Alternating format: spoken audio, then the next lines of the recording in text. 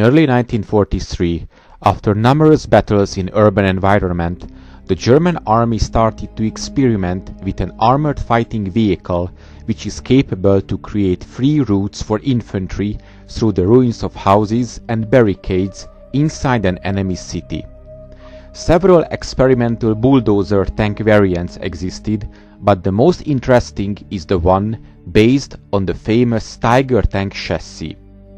In January of 1943, the construction of 3 such tanks was ordered, the platform of which was to come from Porsche Development's heavy tank.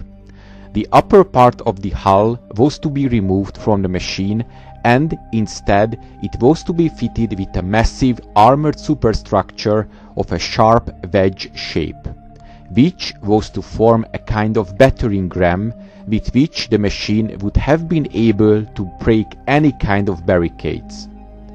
The thickness of the front part of the ram should reach up to 400 mm. The machine was to have defensive armament consisting of only one MG-34 machine gun. The weight of the tank was to be well over 70 tons. According to some documents, only a model was built. According to other sources, at least one. According to others, 3 Bulldozer tanks were completed by the summer of 1943. But there are no documents about any combat action in which they participated or any special fighting unit which was created for these heavy tanks. It could happen that the idea of such a concept was finally rejected and the project was terminated. The fate of these machines is still largely unknown. If they were actually built, they probably did not leave the factory area.